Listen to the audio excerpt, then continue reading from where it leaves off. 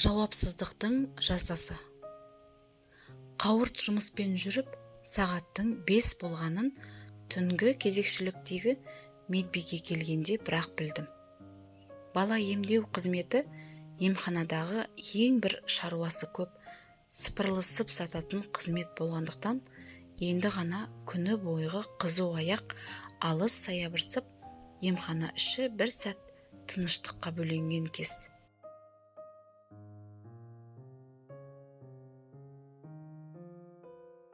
Мен де кешкі емімді жасап болып, деп демалып, бір кесе шаймен жан шақырайын деп кабинетке бет алдым.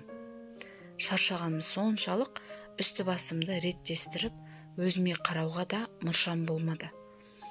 Кабинетке кіргенім сол-ақ екен, телефон тағы безілдеп қоя берді. Отырған орнымнан әрең дегенде тұрып, телефон тұтқасын көтергенімде, ар жақтағы дауыс аяқ асты көлік апаты болғанын, жолаушылардың ішінде кішкене балалардың да бар екенін, балалардың тамырын табу қиынға түскендіктен шұғыл түрде көмекке келуін өтінді. Бар шаршағанымды лезде ұмытып, уақытында үлгерейін деп, дереу бөлмемнен шығып бара жатқанымда, кезекші дәрігердің ми хирургына телефон соғып, келетін келмейтіндігі жайында керілесіп жатқандықтарына құлағы шалып қалады. Кезекті дәрігердің ренжіп айғайлаған даусынан құлақ тұнғандай. Енді не қыл дейсіз? Сонда қараусыз бұл адамдардың бәрі өлсін дейсіз бе?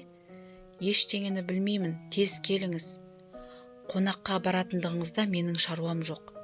Өте маңызды қонағасы болса, алдын ала кезекшілігіңізді біреумен ауыспадыңыз ба? Сіз Гиппократ антын бермеп пе едіңіз? Олар осылай айғайласып жатқанда, мен келген лифтіммен тез арада төменгі қабатқа түсіп, жүгірген күйі жедел жәрдем көрсетуге кеттім. Айналаның бәрі қан, улаған-шулаған ел, жылаған дауыстар.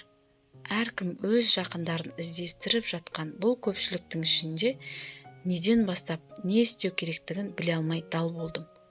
Дегенмен, бәрі де қолынан келгенше бір-біріне көмектесіп жатыр. Жедел жәрдем көлігінде орын қалмағандықтан жараланған адамдарды жақын маңайдағы ауруханаларға жеткізісіп жатты.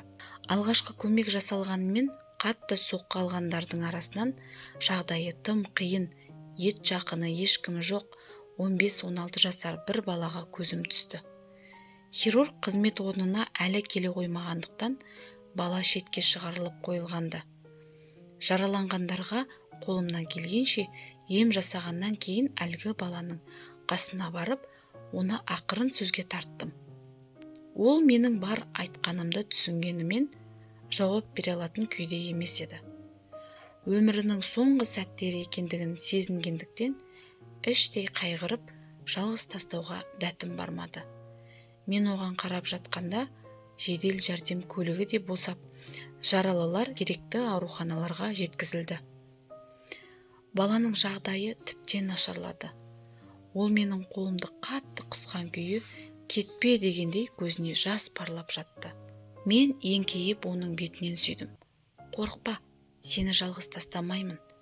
Бір мәнісі болар, деп оны жұбатқан сайын, бұрын соңды көрмеген маған бейтаныс бұл балаға ерекше бір жақындық сезіндім. Оның қиналғанына өзім де одан бетер қиналғандай күй кештім. Миы зақымдағандықтан әрі ең қиын сәтте жақындары болмай жалғыз қалғандықтан бала қатты қиналумен болды.